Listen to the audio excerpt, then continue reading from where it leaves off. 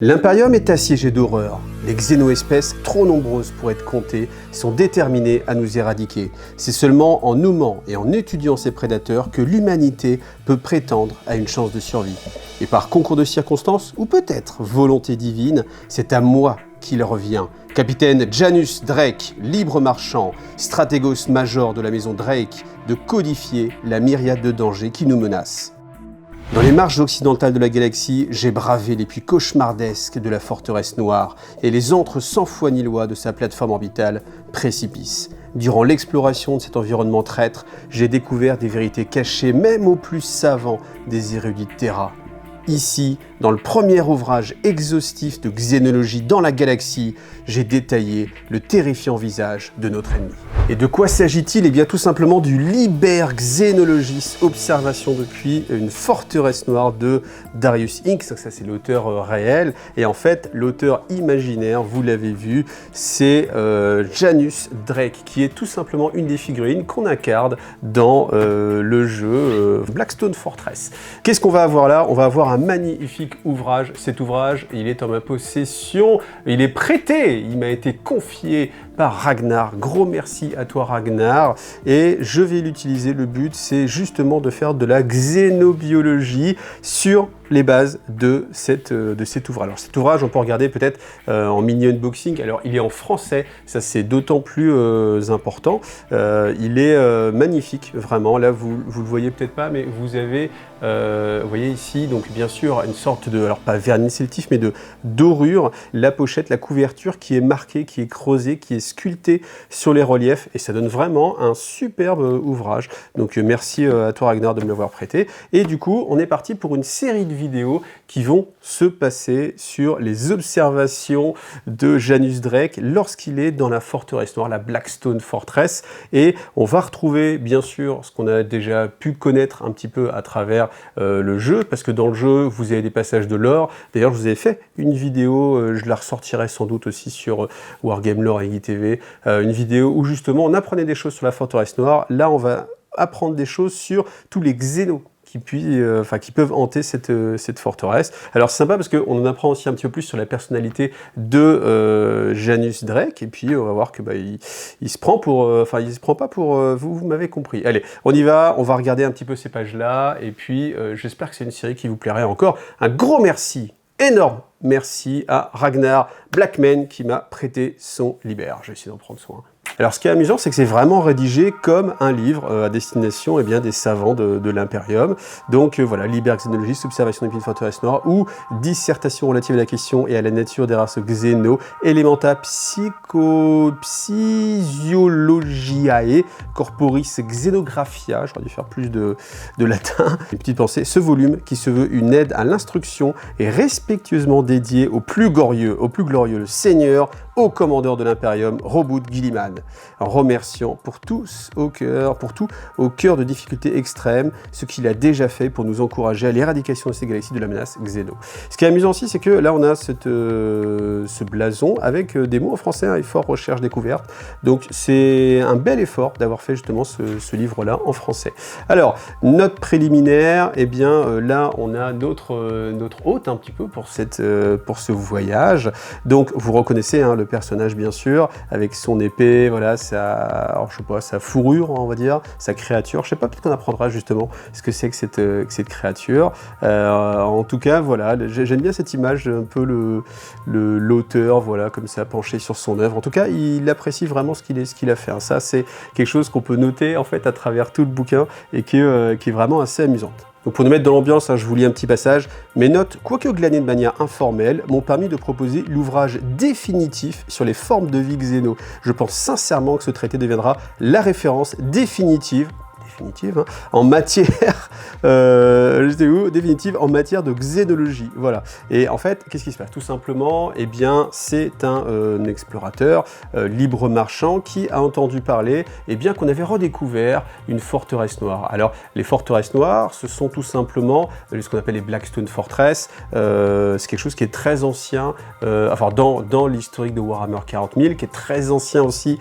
Alors, je voulais dire, dans le jeu et dans l'univers, et aussi dans comment le dire autrement, dans l'univers du jeu lui-même, c'est-à-dire qu'on ne sait pas si ça date d'avant, peut-être même la formation de notre... Alors peut-être pas la formation de galaxie, mais en tout cas d'une période qui remonte bien avant l'apparition de l'humanité et que ces forteresses ont été construites, ou est-ce qu'elles viennent peut-être d'une autre galaxie, tout simplement. Donc on peut imaginer comme ça que, bah voilà, soit une race antérieure encore, même aux anciens. Je pense qu'on est sur quelque chose peut-être tel que c'est présenté, qui peut être peut-être encore antérieur aux anciens, même si je crois qu'on a eu quand même des éléments d'information. Le fait qu'elle soit faite en octilite, par exemple, ça tendrait à faire penser qu'il y aurait une notion avec les nécrons, ce genre de choses, parce que c'est quand même une ressource que eux utilisent beaucoup. Maintenant, j'ai pas retrouvé vraiment d'informations, j'ai pas réussi à être sûr de moi, donc je veux pas dire des choses qui seraient fausses, mais je sais que maintenant on est tellement entouré de gens qui connaissent très bien le lore que dans les commentaires, vous avez la réponse, vous regardez dans les commentaires, je suis sûr que quelqu'un est déjà en train d'écrire la réponse. Donc les Blackstone Fortress, peut-être issus des anciens des Nécrontyres, peut-être, je sais pas, et voilà, en tout cas, l'Imperium lui-même ne sait pas d'où proviennent ces forteresses. En tout cas, ces forteresses, elles ont été utilisées déjà, que ce soit par l'Héréticus Astartes, donc typiquement Abaddon, on l'a vu, parce qu'il y a une de ces forteresses qui s'est crachée sur Cadia, et elles ont toutes disparu dans la guerre gothique, sauf justement celles qui sont, sauf celle qui s'est retrouvée dans les marches occidentales, ici dans cette zone-là, et qui est vraiment très particulière. Pourquoi? Parce que c'est une zone où toutes les espèces cohabitent. Alors, c'est une facilité de scénario tout simplement pour pouvoir vous proposer de jouer avec différentes entités, mais c'est quelque chose qui est très rare dans l'Imperium, voire un cas unique de coopération, c'est un grand mot, mais on peut dire peut-être coopération, ou en tout cas de pacte de non-agression entre les espèces de la galaxie. Alors bien sûr, on va pas trouver des espèces extrêmement belliqueuses telles que les tyrannides, pas ouvertement en tout cas en train je sais pas s'il y a des tyrannides, on verra peut-être, parce que je n'ai pas encore tout lu, il y a quand même beaucoup de choses, donc on va le faire au fur et à mesure. Vous savez que j'aime bien découvrir le livre en même temps que vous pour pas me spoiler sur ce qui peut se passer.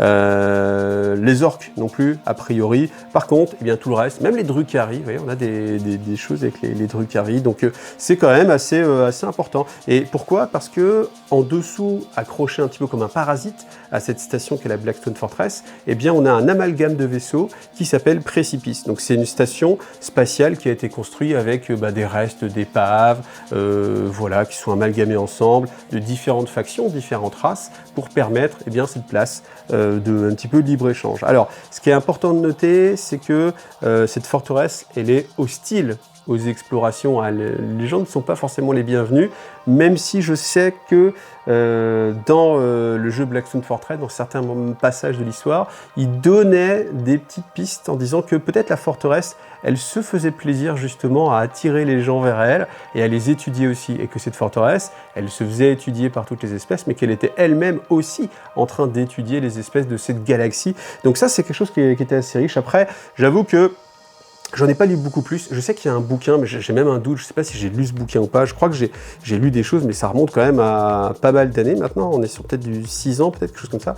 Donc j'ai du mal à me rappeler vraiment. Mais je crois me rappeler qu'il y avait un roman qui était sorti là-dessus, et au fur et à mesure, de toute façon, dans ce qu'on avait, peut-être dans le White Dwarf ou dans les extensions elles-mêmes, on avait des informations comme ça. Alors, donc lui, tout simplement, il a entendu parler de ces Blackstone Fortress, et puis il a suivi en fait ces rumeurs. Donc il est arrivé avec son magnifique vaisseau, l'Astra Drake, je crois que c'est comme ça qu'il le nomme.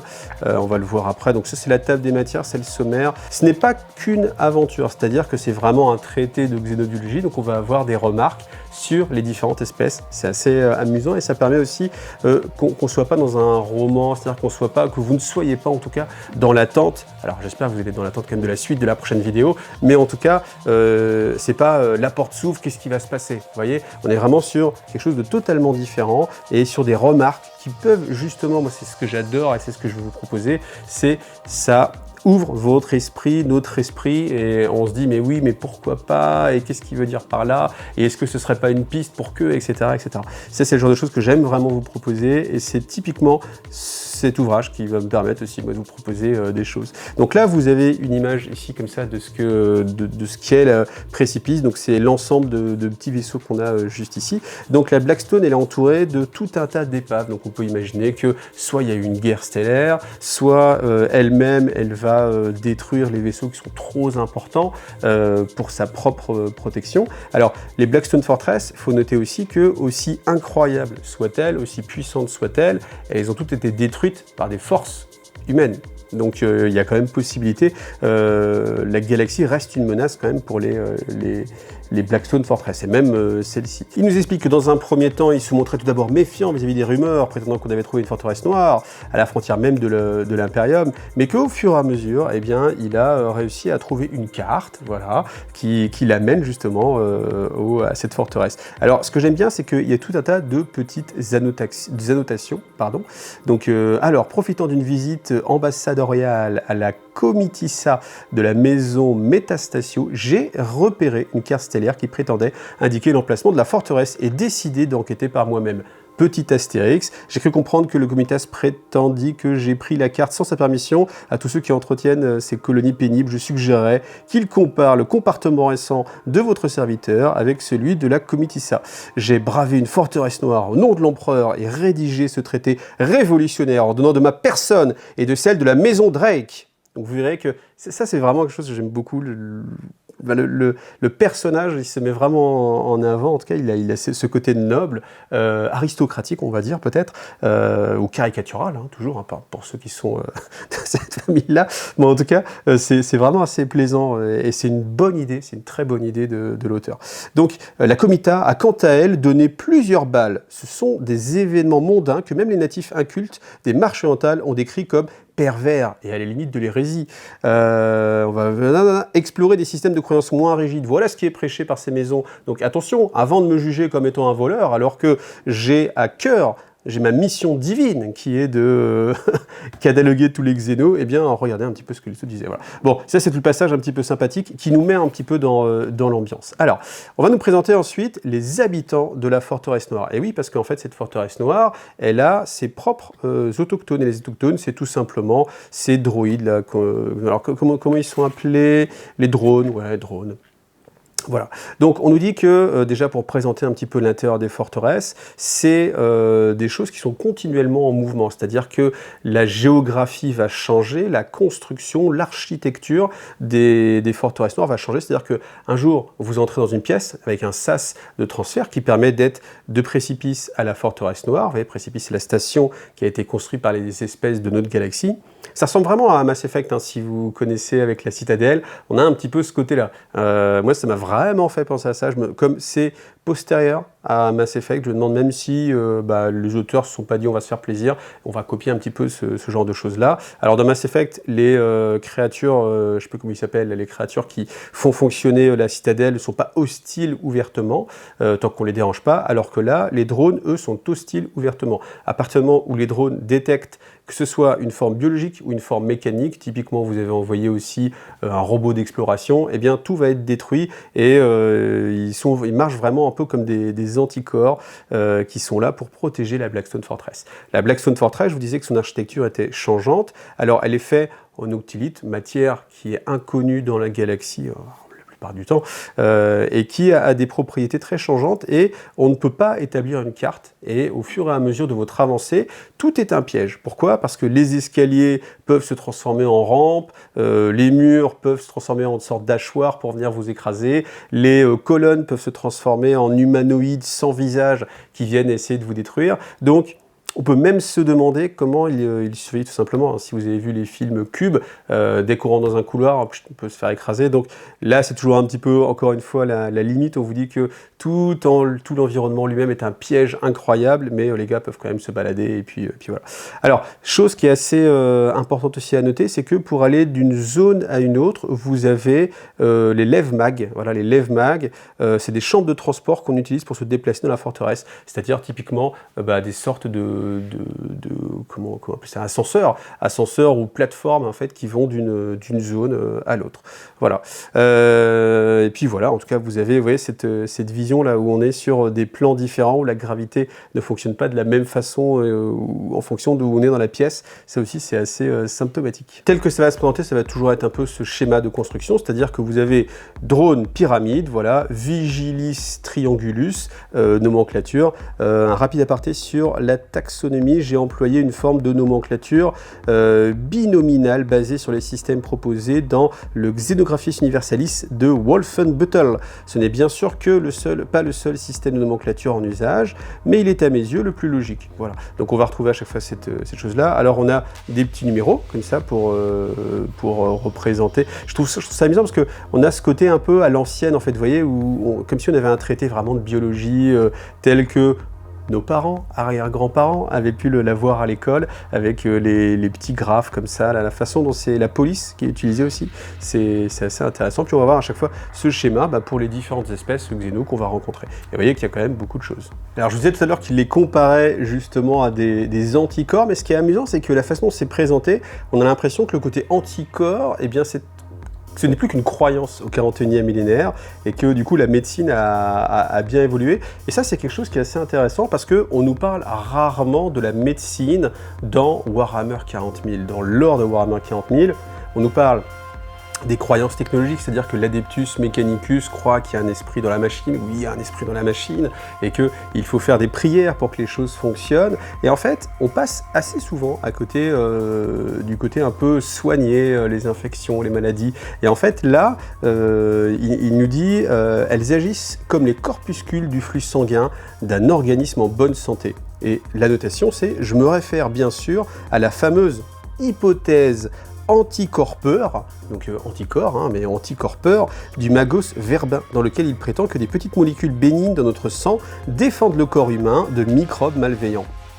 Et vous voyez là, son incompréhension des systèmes immunitaires humains, c'est assez parlant sur l'obscurantisme qu'il peut avoir et qui peut régner à cette époque-là, parce que quelque chose qui nous paraît complètement évident, c'est-à-dire que dans notre corps, on a des anticorps, justement, qui luttent contre les organismes extérieurs, et bien là, pour lui, eh bien, ce n'est qu'une hypothèse, mais c'est une hypothèse qui n'est pas dénuée de sens, malgré tout. Mais c'est assez amusant d'être dans un univers futuriste avec la téléportation, des armes énergétiques, du plasma, du déplacement à travers les champs warp, des boucliers, enfin tout ce qu'on peut imaginer, des bioniques aussi, ou enfin, tout simplement le fait de pouvoir faire bouger son bras aussi, enfin les pouvoirs psychiques, tout ça, et que quelque chose aussi simple que les anticorps, ce soit qu'une hypothèse. Vous voyez, ça c'est quelque chose que je tenais à noter. Donc, qu'est-ce qu'on nous dit? Que ces organismes, dès qu'ils rencontrent une forme de vie ou quelque chose d'animé, eh bien, ils vont essayer de l'attaquer. Alors, ils vont l'attaquer au corps à corps, ils sont faits en optilite aussi, donc assez dur à détruire. Malgré tout, ils ont à chaque fois une optique qui est très caractéristique, qui est en la plupart du temps leur point faible. Et ce qui est amusant aussi, et c'est ce qui va crédibiliser un peu l'ouvrage, c'est que le but de cet ouvrage, c'est pas juste la connaissance, mais c'est la connaissance pour la destruction. Le seul but de Drake, c'est de réussir à donner les clés pour abattre plus facilement, anéantir plus facilement tous les xénos. Et c'est ce qu'on va retrouver, parce qu'à chaque fois, il nous dit, voilà, enfin ça se termine toujours plus ou moins comme ça, viser le roi unique est une tactique que j'ai employée plusieurs fois avec efficacité. Je recommande vivement toute tentative... Alors, je recommande vivement d'éviter toute tentative de diplomatie. Ça, c'est assez amusant aussi. Mais on a cette notion-là, donc ça a quand même un sens. C'est comment apprendre à se battre contre justement ces adversaires-là. Donc voilà, qu'est-ce qu'on va dire de plus après? Les drones gardiens, alors qu'ils s'appellent les Vigilis Maximus, qui était sorti avec une extension. Donc ce qu'on apprend aussi, c'est que au fur et à mesure, eh bien, il y a un changement qui s'opère au sein de la Blackstone Fortress. Donc on verra si au fur et à mesure de l'ouvrage, l'histoire de la Blackstone Fortress avance aussi. Encore une fois, je vous le dis, je ne l'ai pas lu. J'ai essayé de ne pas me spoiler, je feuilletais un petit peu voir comment c'était, mais pour pas encore une fois savoir des choses, faire semblant que je ne les connaisse pas.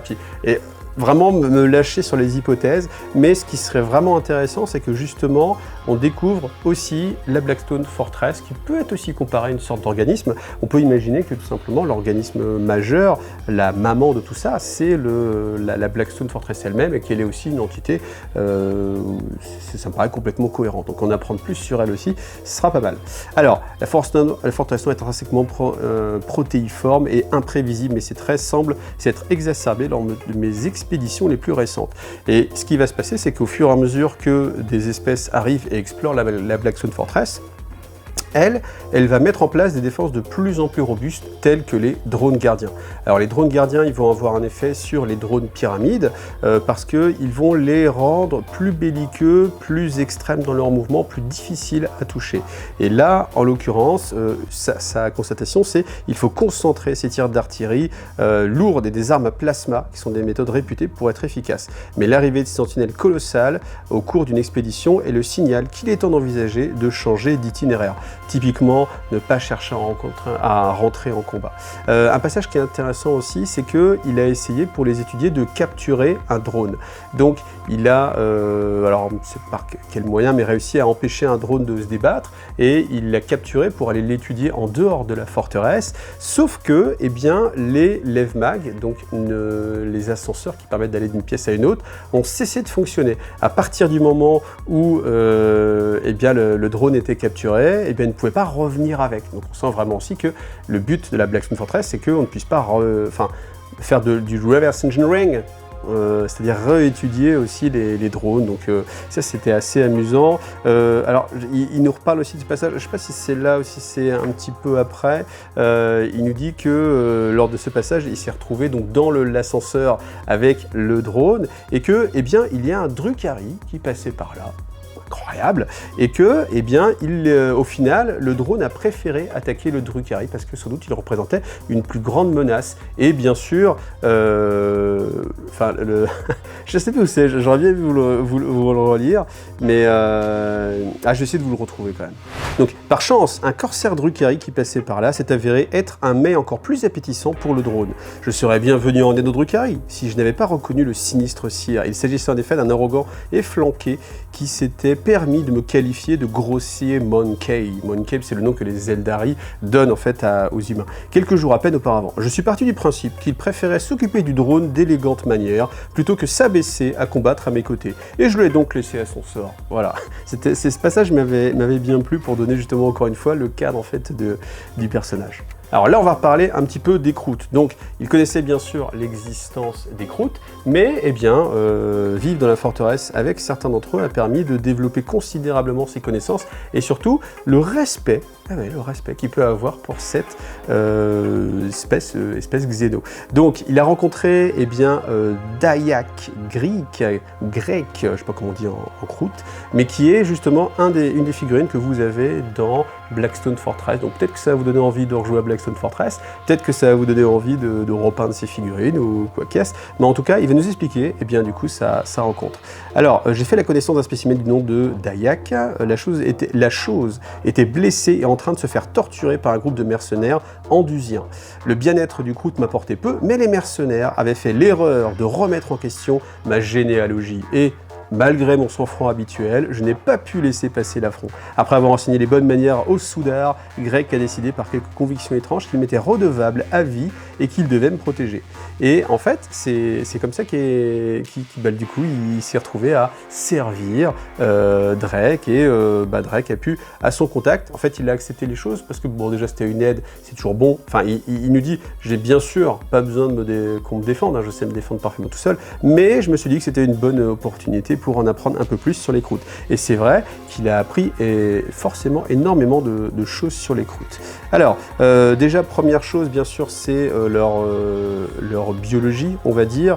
Donc, on sent que c'est dérivé d'une espèce un peu aviaire avec ce bec. Ce qu'on nous apprend, c'est que les crêtes qu'ils ont derrière eux, eh bien, c'est un organe sensitif. Et souvent, Drake a pu observer que quand il y avait un danger imminent, même avant de le voir, eh bien, il y avait un petit frémissement dans cette coiffure. Par contre, le croûte n'en parle pas, donc je ne sais pas pourquoi il ne veut pas trop en parler, mais tout ce qui est excroissance aussi sur les côtés, vous voyez ce qu'il y avait sur les cuisses, sur les flancs ici, là, eh bien, ces organes, en fait, sont reliés plus ou moins au côté olfactif des choses, et avant d'avoir une visu, eh bien, il y a ce sentiment qu'une menace approche, et c'est ce qui permet aux croûtes d'être assez alertes. On apprend aussi que les croûtes sont très résistants et qu'ils sont beaucoup plus costauds qu'un humain classique, voire même qu'un ogrine. Il nous raconte un passage où en fait le croûte a fait un bras de fer avec un ogrine et qui lui a explosé le bras et qu'après il a simplement mangé son bras, tout simplement. Bah oui, hein, tu perds un bras de fer, tu te fais manger ton bras, on ne sait pas, c'est comme ça, c'est comme ça, monsieur. Alors un petit passage qui est marrant, c'est que je précise que je n'ai pas oublié la prééminence de l'humanité et l'infériorité inhérente des Xénos, mais je reconnais que Greg est devenu l'un de mes partenaires les plus fiables au cours de mes expéditions dans la forteresse, lorsqu'il daignait parler, oui, parce que forcément, pas beaucoup de façons de s'exprimer. Alors, on va avoir un petit peu différentes choses sur les croûtes, donc Croûtis aviana, ceux qui vont se rapprocher un peu du côté bipède, parce que bien sûr, vous connaissez après, vous savez ce qu'il va y avoir après, mais là, on a ce penchant-là. Alors, de quoi ça vient? Ça vient du fait que les croûtes, ils ont cette capacité, vous le savez déjà, c'est des carnivores, on les appelle les carnivores croûtes, parce que ils peuvent assimiler l'essence même des constituants d'un être en les mangeant. Ce qui veut dire qu'ils peuvent manger de préférence des espèces très évoluées pour acquérir une part de leur connaissance. Alors ça paraît assez extraordinaire, mais en fait, les espèces marines ont aussi cette capacité-là. Ça, c'est quelque chose qui est assez important de noter, qui est très peu utilisé dans le lore, mais un Space Marine peut s'approprier la mémoire d'un individu, d'un ennemi qui vient de terrasser en le mangeant, tout simplement, en mangeant une partie. Donc les croûtes ont cette capacité-là, et cette capacité-là va plus loin parce qu'en fait, ils peuvent même intégrer des évolutions en fonction de ce qu'ils mangent. Et c'est pour ça que les croûtes peuvent se permettre de manger un peu tout, n'importe quoi, mais pas n'importe quoi dans le sens où, attention, parce que ce qu'ils vont manger, tel que nous, hein, ici, hein, enfin là c'est à son paroxysme, s'ils mangent une nourriture de mauvaise qualité, eh bien ça peut dégrader aussi leur capacité. Et il ne faudrait pas qu'ils s'approprient en fait des gènes qui soient dégradés ou des capacités qui soient inférieures à celles qu'ils ont naturellement. Le but, c'est bien sûr une sorte d'eugénisme, c'est-à-dire favoriser la reproduction des individus les plus puissants, et par là améliorer l'espèce dans son ensemble, faire en sorte que, bien sûr, les forts survivent et les faibles voilà, n'ont pas voix à l'existence, hein, tout simplement. Mais en tout cas, là, ça me refait rebondir, parce que c'est vrai qu'on a parlé pas mal de sexualité sur les Eldari. Là, sur les croûtes, en tout cas, il n'y a rien du tout sur leur mode de reproduction. Donc, on ne sait même pas s'il y a des femelles croûtes. Je ne sais pas si j'ai lu déjà des choses sur des femelles croûtes, peut-être. Peut-être que... Qu'est-ce que j'ai lu? J'ai lu un roman où il y avait une sphère de guerre croûte, et peut-être qu'il y avait un individu qui était une femelle à ce moment-là, mais... En tout cas, c'est vrai que c'est quelque chose... Vous allez dire, ouais, le mec, il est obsédé. Mais oui, bien sûr, je suis obsédé. Mais au-delà de ça, le problème, c'est que je trouve que ça manque quand même de contexte, en fait. Comme on n'a pas ce contexte-là, ça fragilise un peu le côté réel de l'univers. Parce que... une race, il faut qu'on sache un peu comment elle fonctionne globalement pour qu'on puisse les projeter. Et là, en fait, on a vraiment que le côté guerrier, que le côté comment ils se nourrissent. Et je pense que ça peut être hyper intéressant si on dit par exemple que on a des parentés, qu'ils les élèvent, Vous voyez, on peut aller sur des trucs assez sympas, comme par exemple, imaginez que une couvée, on va dire, de croûtes va avoir peut-être 10 individus et qu'il y a une pratique qui fait en sorte que les 10 individus doivent se battre ensemble et seul le survivant, enfin un seul sera survivant, c'est celui qu'on va élever. C'est à partir de ce moment-là qu'il acquiert le rang. Enfin, vous voyez, on peut imaginer des choses comme ça et je pense que ça enrichirait beaucoup les choses. Et voilà. Bon, en tout cas, on n'a toujours pas plus d'informations que ça. Donc, on nous apprend aussi qu'en discutant avec un émissaire Tau, eh bien, il a appris que tous les croûtes étaient originaires d'une planète qui s'appelle Pech, P-E-C-H, Pech, Pic. spec, et que au fur et à mesure, eh bien, elles se sont répandues dans la galaxie et que les souches génétiques se sont spécialisées en fait. Donc on va avoir, là on a quelques illustrations, vous voyez, avec celle-là beaucoup plus aérienne, celle-ci on va dire un petit peu plus aquatique, on peut l'imaginer un petit peu comme ça, et que à tel point que certaines souches en fait deviennent différentes et qu'on ne soit pas sûr qu'ils puissent encore être qualifiés de la même espèce. Alors c'est pas très clair, c'est assez succinct, mais on n'est pas sûr qu'ils puissent encore être ensemble, donc à voir. Autre aspect qui est assez sympa, c'est sur leur façon de se comporter. Donc on nous dit que la diplomatie est quelque chose qui est complètement étrangère et qu'on ne peut pas leur apprendre les bonnes manières. C'est-à-dire qu'ils vont couper les interlocuteurs quand ils parlent directement et que l'hygiène corporelle n'a aucune importance. C'est-à-dire que typiquement, ils ne se lavent pas et ça va même plus loin parce qu'en fait, ils élèvent leurs parasites. Donc sur leur corps, ils ont des insectes, des petits parasites et en fait, ils s'en servent à la fois d'animaux de compagnie et à la fois de garde-manger et que parfois, ils les entretiennent et qu'ils ont des petites cages sur lesquelles ils les mettent ils les retiennent prisonniers sur leur corps pour qu'ils puissent se reproduire et comme ça ils ont un écosystème en fait à portée de main. Alors on peut imaginer que c'est assez pratique, je vous laisse imaginer ce que ça pourrait donner sur un humain. Voilà. Bon voilà, mais en tout cas chez les croûtes il y a ce côté sympa, donc c'est pas mal parce que là pour le coup vous voyez on apprend quelque chose d'un petit peu plus on va dire biologique, on n'est pas sur juste leur façon de se battre, ok ils sont forts, ils peuvent casser le bras nanogreen, ok, mais cette petite particularité-là, je trouve qu'elle est sympa et j'espère qu'au fur et à mesure, on aura beaucoup de petites notes comme ça, plutôt que simplement ils sont forts, ils sont résistants, ils peuvent régénérer, ils survivent aux blessures, etc., etc. Vous voyez ce que je veux dire? Alors avant qu'on voit les autres espèces de croûtes, eh bien, la recommandation quand même, c'est de faire de la diplomatie avec eux et de les enfin en tout cas de les acheter en tant que mercenaires parce que ce sont quand même des durs à cuire et c'est des guerriers qu'il vaut mieux avoir de son côté parce qu'à partir du moment où on a payé suffisamment mais raisonnablement, ils vont se battre bec et ongles justement avec vous et que c'est quand même beaucoup plus sympathique plutôt que de lutter contre eux, sachant que c'est des adversaires qui sont quand même assez redoutables. Donc là, pour une fois, ils préconisent plutôt de faire un peu comme les taux et même si on les considère comme une race inférieure, ce sont des sales xénos qu'il faut éradiquer, si on peut simplement plutôt leur donner des petites ressources et qu'en échange ils viennent se battre pour éradiquer les autres sales xénos en face, eh bien c'est quand même une solution qui est plus avantageuse. Alors après les autres croûtes qu'on connaît, eh bien on les a dans le Codex Tau, donc vous savez, donc le Croûtox, alors on les a pas tous dans le Codex Tau, le Knarlock il n'y est pas, mais c'est la grosse bestiole qui est sortie chez Forgeworld, là je vous mets l'image, il y en a plusieurs, des chevaucheurs, il y a des grands Knarlock, etc.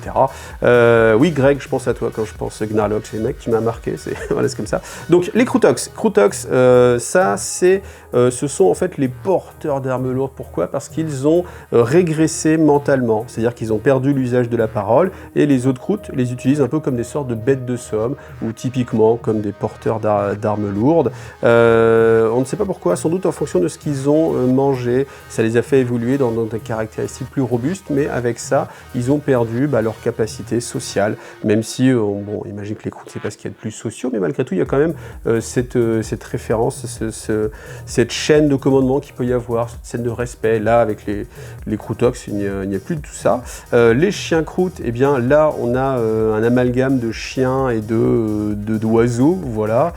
Toujours, on va avoir les traits caractéristiques avec ces petites crêtes là justement qui permettent de dénicher les adversaires, de savoir où aller chasser. Donc ce sont des chasseurs assez vifs. La plus grande menace qui représente une meute de chiens croûtes pèse sur le moral. Ils sont capables de vous charger à une vitesse ahurissante et poussent en le faisant des hurlements terrifiants. Il faut des nerfs d'acier pour les contenir, ainsi que des armes laser décentes, bien sûr. Voilà. Et ensuite le Knarlock. Donc le Knarlock, c'est encore plus gros que les Croûtos, mais c'est encore plus stupide.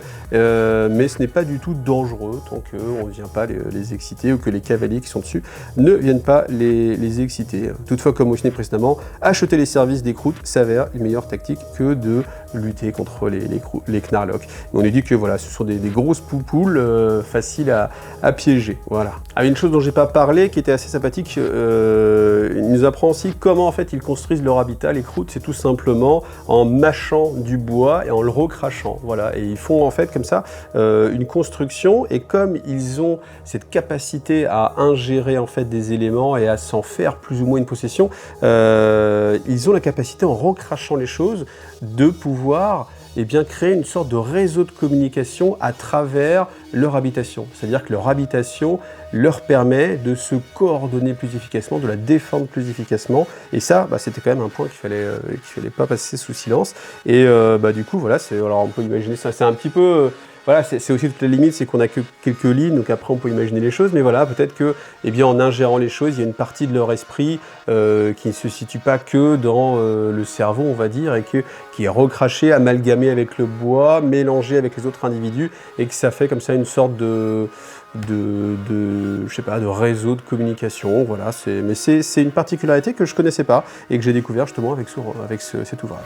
D'ailleurs, si vous aussi vous apprenez des choses avec cette vidéo et que vous passez un bon moment, eh bien je vous encourage à me soutenir. Pour me soutenir, vous avez tous les liens partenaires, les liens d'affiliation, et puis aussi la façon la plus efficace de me permettre de continuer mon travail, c'est tout simplement avec Tipeee. Donc merci bien évidemment à tous mes tipeurs qui me font vivre et qui me permettent de continuer comme ça chaque semaine à vous faire des tas de vidéos, et merci aussi à ceux qui ont envie de passer le cap et d'avoir comme ça accès à des vidéos en accès anticipé. Toute la série Gathering Storm qui viendra bientôt sera en accès anticipé pour les tipeurs. Voilà, merci à vous et bon visionnage. Alors on va terminer sur la partie qui me semble le plus importante, c'est la bataille de la mer Néant. Donc en fait, on nous dit que Greg, donc le Kroot, eh bien, ne parle jamais de la technologie Kroot, alors que pourtant, eh bien, les Kroot en fait se baladent à travers les sphères de guerre Kroot, et les sphères de guerre Kroot sont des engins de combat spatial qui sont plus efficaces que la plupart des vaisseaux de l'Imperium. Ils sont beaucoup plus grands, plus maniables, ils sont plus armés et ils peuvent se déplacer beaucoup mieux. Et en fait, cette dualité entre l'aspect vraiment grossier, barbare, rustre des Kroot et leur technologie est quelque chose Drake pense que c'est quelque chose qui est, feinté en fait. Le principe, c'est que les Kroot se plaisent à faire penser à l'humanité qu'ils sont une sous-race et que ils sont simplement intéressés par la nourriture, juste manger, se battre, etc. Mais qu'en fait, eh bien, au contact justement de Greg, eh bien, Drake a appris à reconnaître en fait des traces d'humour très fines dans l'esprit justement des Kroot, et il se dit que c'est forcément quelque chose que les Kroot cherchent à cacher à l'humanité, peut-être même au taux aussi, c'est quelque chose qu'on peut déduire, et je pense vraiment que c'est quelque chose qui mérite d'être exploré. Et derrière ce côté un peu rustique, on peut encore une fois peut-être faire le constat avec les exodites où on peut se dire oui voilà, c'est juste des paysans, ouais, mais c'est des paysans avec une technologie bien supérieure et peut-être un degré de conscience aussi peut-être un petit peu supérieur à ce qu'on veut bien leur prêter, en tout cas ça c'est assez certain. Donc ensuite il y a un petit passage qui est assez amusant. Donc une fois eh bien Drake était en train d'essayer de soutirer des informations à un ambassadeur sur la forteresse noire, et en fait eh bien, le Kroot l'a surpris, en fait, l'ambassadeur a empoisonné le verre de Drake, et il s'est mis à déchiqueter l'ambassadeur, et quand un Kroot a déchiqueté quelqu'un, après, il le mange, tout simplement.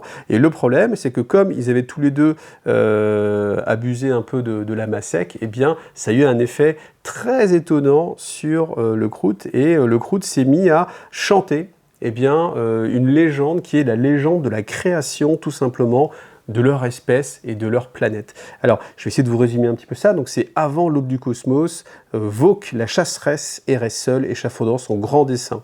Puis, après des éons de périple, Vok rencontra un autre dieu, Gmork, le destructeur, dans le marasme de la mer Néant. Alors, évidemment, quand on entend Gmork, on ne peut pas penser à autre chose que Gork ou Mork. Gork et Mork, peut-être que c'est justement avant que Gork et Mork ne se séparent, et on avait cette entité primordiale des orques, donc Mork, voilà. Donc qu'est-ce qui s'est passé? Donc la déesse Vok, quand elle a rencontré Gmork, elle lui a dit « Ah, tu es un dieu formidable, gère depuis tellement d'années dans le vide de cet univers, viens avec moi, maintenant que je sais que d'autres dieux existent, nous allons pouvoir créer un univers. » Et Gmork, tout simplement l'a regardé, a rigolé et a commencé à l'attaquer. Donc ils se sont battus, ils étaient de force égale, donc le combat était assez difficile. Par contre, ce qui s'est passé, c'est que de leur combat, eh bien, il y avait tellement de puissance qui se dégageait, c'est que Vok a commencé à se rendre compte que à chaque coup que portait Gmork, eh bien, il déchirait la trame de la réalité, plus ou moins, et que de ces failles en fait dans l'espace sortait de la lumière. Et au fur et à mesure, chaque coup porté créait de la lumière, et cette énergie se transformait en soleil, en cosmos, en énergie.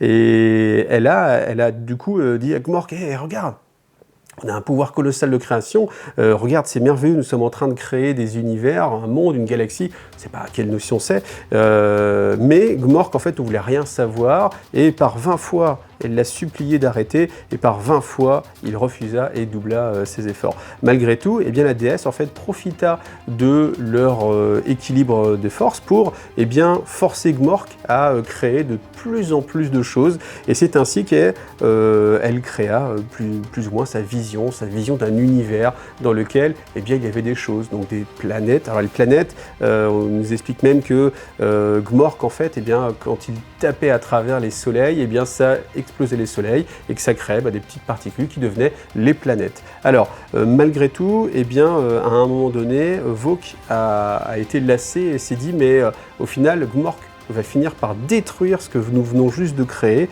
et comme il ne va pas réussir à s'arrêter, il faut absolument que je le contraigne à s'arrêter, et elle l'a mordu à la gorge, un peu en mode vampire, et le sang du dieu Gmork a coulé dans sa gorge. Alors quand elle a senti ça, elle a senti tout le côté négatif et la corruption qu'il peut y avoir dans Gmork, donc elle a essayé de le recracher, mais malgré tout, il y a une goutte qui est tombée dans son gosier, c'est très romanesque, et ça lui a donné des pouvoirs, un pouvoir beaucoup plus grand. Et ce pouvoir, ça lui a permis de chasser Gmork. Et Gmork s'en est trouvé projeté en fait dans le néant. Donc qu'est-ce qu'il est devenu? Est-ce que c'est à ce moment-là justement peut-être qu'il s'est séparé en Gork et Mork? Voilà, on ne sait pas. Et ensuite, le mal en vent se propagea, et elle comprit que le sang divin l'avait empoisonné. Alors elle se retourna vers le monde, au centre de son grand dessin qu'elle appela Pech, donc Pek, la planète des croûtes, et se posa à sa surface. Elle étendit ses ailes sur la terre, forma des montagnes avec ses eaux et des forêts avec ses plumes, puis dans un dernier soupir, elle vomit un immense vol d'aigle dans les cieux. Donc elle a sans doute donné naissance justement aux croûtes. On voit l'illustration, c'est assez amusant. Donc il a fait quelques recherches, donc bien sûr il se doute qu'il doit y avoir une notion entre Gmork et puis les orques, donc peut-être qu'il s'agit là de la première rencontre entre la race des croûtes et la race des orques. Alors est-ce qu'il y a une parenté peut-être commune à un moment donné, parce que s'il y a du sang un peu orque qui a été à l'intérieur en fait des croûtes, on peut imaginer que voilà. Alors c'est tout le problème entre le côté que scientifique, où on peut imaginer que ce sont des espèces biologiques qui se développent et où on va mettre du mysticisme dessus, et nous sommes dans Warhammer 40 000, les dieux existent, donc le mysticisme existe, les races sont créées par les divinités, donc peut-être qu'en effet les croûtes ont été créées par une fusion de leurs dieux, donc Vok et de Gmork à l'époque. Voilà. Donc en tout cas c'est assez intéressant, mais ce qu'on sait, c'est que quand Drake justement a essayé d'en apprendre plus, depuis ce passage-là, le croûte Gek n'a jamais voulu redonner d'informations, et au contraire il s'est même plutôt refermé. Donc ça veut dire qu'il y a une grande profondeur derrière les croûtes, et moi j'ai jamais aimé les croûtes, hein. C'est vrai que quand j'ai découvert le codex Tau à l'époque, j'aimais bien le côté très technologique des Tau, après le côté croûte qui était vraiment très léger avec juste des barbares de corps à corps. Bon, fallait des unités de corps à corps un petit peu quand même, voilà, fallait montrer qu'il y avait l'Empire Tau qui assujettissait en fait d'autres espèces, typiquement les croûtes, et s'en servait comme mercenaires, mais c'était pas plus développé que ça. Mais là, j'avoue qu'avec ce côté-là, ce côté connaissance qui est caché un petit peu, ça donne de profondeur. Et c'est tout ce qu'on demande à un jeu et à un ouvrage comme ça, c'est de donner un petit peu plus de profondeur pour aller au-delà de juste du combat, et les croûtes sont balèzes et puis ils mangent leurs adversaires. Voilà, tout simplement. On va s'arrêter là parce que la vidéo est déjà plus longue que ce que je pensais faire. Donc la suite, dans un prochain épisode, pas forcément la semaine prochaine, on va voir en fonction de comment je m'organise, mais j'espère qu'en tout cas ça vous a plu et qu'on apprendra comme ça de plus en plus de choses sur les espèces Xenos. Merci encore à Ragnar qui m'a permis de faire cette vidéo, et puis voilà, rendez-vous dans une prochaine. Allez, à bientôt. Pensez à liker, à vous abonner. Si vous aimez mon travail, pensez aussi à mettre un petit coup de Tipeee. C'est comme ça que je vis, tout simplement. C'est comme ça que je peux continuer à vous faire ce type de vidéos. Donc voilà, pensez à ça. Merci à vous tous et à bientôt. Salut, bye.